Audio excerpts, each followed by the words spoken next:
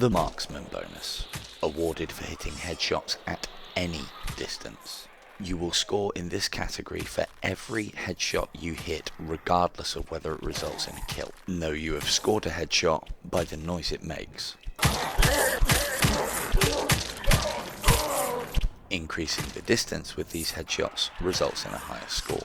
Ensure you fully draw arrows to maximise the points awarded. The Executioner Bonus, awarded for killing enemies in quick succession. Killing your first enemy starts a 10-second timer. Every kill you get will add 1 second to that timer and will also award you Executioner points. The amount of points awarded will increase until you hit the cap of 20 kills. From this point on, every kill is scoring the maximum amount of Executioner bonus. Know that using slow time will also slow the Executioner timer, and getting hit does not matter. And it is slow time. Activated by simply holding your arrow or bolt selection button. Doing so will slow the time in the game to about 1/4 of normal for 5 seconds. Use this to give yourself more time to either dodge or block projectiles, confound your close combat opponents, analyze and assess a dangerous situation, or for simply setting up your shots. And remember, you can reapply the slow motion effects of this as many times as you like. Up next, let's take advantage of melee enemies and their inability to fight round corners. Simply peek round a corner and alert an enemy using proximity and line of sight if they're close, or by using a bolt or arrow if they are further afield. Retreat back behind your corner and wait. Said enemy will have to fully round the corner before they are able to initiate an attack, giving you plenty of time to dispatch them before they can retaliate. And remember, the faster the enemy, the more they will overshoot the corner. The rooftop hop. This technique simply allows you to traverse a level as quickly as possible, whilst alerting or engaging little to no enemies. Use the teleport arrows to get to the roofs and then again to move from rooftop to rooftop. Be aware that the longer a teleport arrow you fire, the longer you will be standing in place. Remember that you can still shield, shoot, or slow time, and use locomotion or body movement to evade, whilst waiting for your teleport arrow to land. Be fast, stay high, and keep moving. The teleport shard, able to teleport you a small distance in the direction that you flick it. Activate it by using your grip button on the same hand as the crossbow, or in your offhand if you have the bow. Hold the grip button, flick your wrist in the direction that you wish to travel, and release. Excellent for quickly dodging away from melee enemies or avoiding projectiles. You can also move your hands slowly away, toward, or across your body while spamming the grip button, allowing you to do multiple small teleports in that direction. Skull slapping can be your last ditch effort when dealing with the flaming skulls in the abyss and its accompanying pits. You can push or stab your shield into them to send them away in the opposite direction, or swipe through them with the shield to send them in the finishing direction of the swipe. This does reset their self-destruct timer. However, they will then explode after a further few seconds, or if they come into contact with another enemy or surface. I would ensure that you have the exploding head killer achievement unlocked to level 3 before attempting this.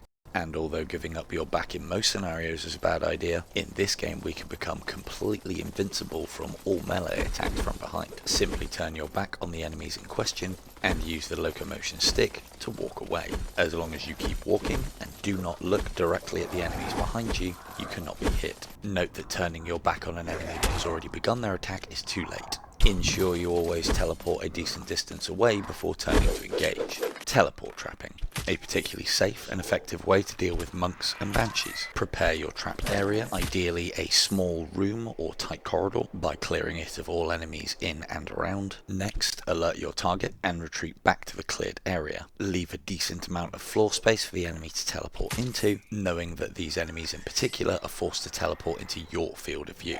If they don't take the bait the first time, wait for them to de-aggro and try again. The Tithe collector bonus. This category will award 1 point for each piece of gold earned. Nearly every single enemy in the game will award you gold regardless of the finishing method. The exact amount of gold earned is shown by the yellow number that springs from the enemy upon their death. The picking up the pieces achievement will also give us bonus gold for every headshot we hit. Once at level 3, you can expect an average of 15 gold per headshot you make. This is regardless of distance or damage dealt. The teleport arrow. Simply fire it where you wish to go, and as long as the landing location is valid, you will be quickly dashed to that location. You can tell if your destination is a valid one by the vibrational feedback that you receive from the controller. When drawing and aiming a teleport arrow, if your draw hand controller vibrates, then the landing zone you are aiming for is good. The same is also true of your crossbow controller when you are aiming a loaded teleport bolt. And you've had yourself a bit of a nightmare. You've been absolutely slammed by the enemies within death, there's no blood lying around, there's no blood in the shop, and to cap it all off, that bloody heartbeat has kicked in.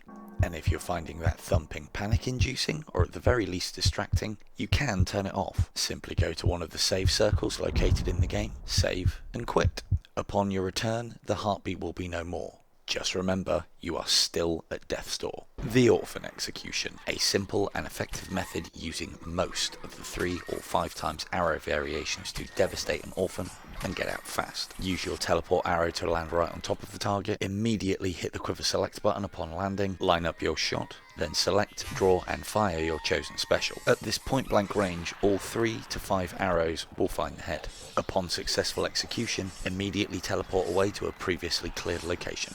Slowing time between shots in the Siege of Heaven mode is an essential skill. Once honed there, it can become a very desirable skill to possess in the main game. While holding either button on your bow hand controller to put the world into slow time, release, draw and shoot in one smooth motion, which finishes with reapplying the slow time. Rinse and repeat this action to artificially increase your rate of fire. You could also pause during the button presses for a couple of seconds to assess your situation. And being able to force which pit is selected for you in the Abyss can be a very powerful thing. For both score and resources, the Pit of Agony is what you want. Simply remember, agony equals awesome. In the Abyss there's a 50% chance that you'll get the Pit of Agony, in which case save and quit or return to Sanctuary to end the current game's session. If you got the Pit of Despair, continue playing through the game without leaving that session. This will guarantee that the pit in the next cycle of Abyss will be Agony. Locomotion is another very powerful tool within your arsenal, if you have the VR legs for it. Fantastic for those fine adjustments whilst moving into cover, or something as simple as backpedaling away from advancing enemies while shooting. It is also one of the simplest ways to dodge enemy projectiles. If you are using Locomotion and are fired upon, simply stop. Monk and skeleton archers will always try and lead their shots on you. If you are stood stock still, move. The arrow will simply land where you were. Normally, Anakim moves towards you at all times. Silver Lining is a technique used to manipulate Anakim's pathing. Once Anakim is looking at you and heading straight for you, use the teleport arrow and Locomotion stick to maneuver yourself into a corner. You can then simply use the teleport arrow to move away, safe in the knowledge that the big guy has to go to the spot you just left before he can track you again. Moving from corner to corner can be extremely effective. Also know that this alcove can be used in very much the same way. Let's look at how we go about milking Anakim to up that score. The key points are headshots on Anakim and archers will always score you points. As for the abominations and later knights, you can only farm them for so long. Keep hitting both with as distant a headshots as you can manage, and when the yellow numbers denoting gold cease to spring out of their head, that's the time to end it. Keep hitting those headshots from as long a range as possible, stay away from the big guy, keep moving, and don't get cornered.